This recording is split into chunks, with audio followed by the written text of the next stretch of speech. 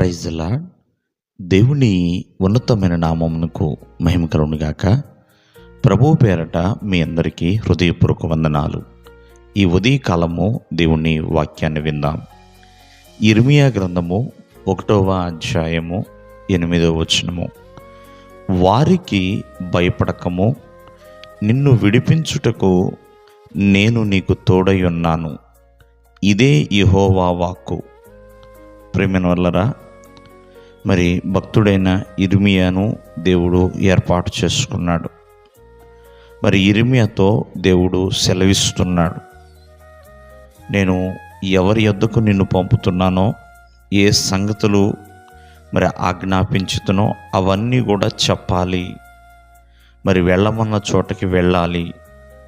ఒకవేళ భయపడుతున్నావేమో భయపడవద్దు, నేను నీకు తోడై ఉన్నాను అంటున్నాడండి. అంటే దేవుడు ఇర్మియాతో కూడా నేను ఉంటాను అని సెలవిస్తున్నాడు. ఆయన ఎవరి యొద్దకు పంపుతున్నాడు?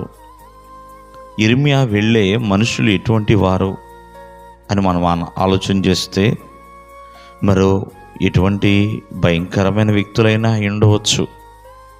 ఎందుకంటే ఆనాడు శిష్యులతో చెప్తూ ఉంటాడు, తోడేళ్ల మధ్యకు గొర్రెలను పంపునట్లుగా నేను మిమ్మల్ని పంపుచున్నాను అన్నట్లుగా. ఎన్నో బెదిరింపులు, ఎన్నో కష్టాలు, ఎన్నో బాధలు ఎదుర్కోవచ్చు. మరి వాటన్నిటిలో కూడా నా సన్నిధి మీకు తోడుగా ఉంది, నా హస్తము మీకు తోడుగా ఉంది అని దేవుడు బలపరుస్తున్నాడండి. ప్రేమైన వల్లరా, ఆనాడు శిష్యులతో కూడా దేవుడు చెప్తున్నాడు, సదాకాలము నేను మీతో కూడా ఉన్నాను అని. మరి ప్రభు కొరకు జీవించే యొక్క ప్రయత్నంలో ఎన్నో కష్టాలు మనం ఎదుర్కోవచ్చు. కానీ కలిగి ఉన్న విశ్వాసాన్ని బట్టి ఎల్లప్పుడూ కూడా దేవుడు మనకు తోడై ఉంటాడు.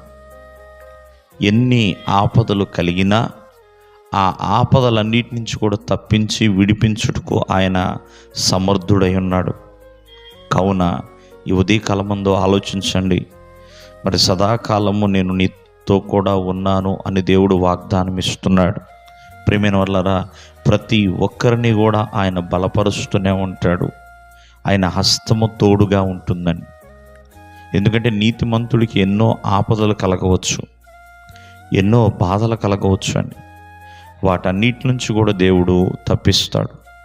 కావున ఈ ఉదయకాలమందు ప్రతి ఒక్కరు కూడా ఎంతో జాగ్రత్తతో, ఎంతో వివేకముతో, మరి దేవుడు నాతో కూడా ఉన్నాడు అని గుర్తెరిగి మరి విశ్వాసం ఉంచాలండి.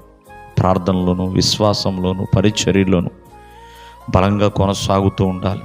మరి ఇర్మియా దేవుడు నాతో కూడా ఉన్నాడు అని విశ్వసించి మరి తన పరిచర్య చేసి ఉన్నాడు.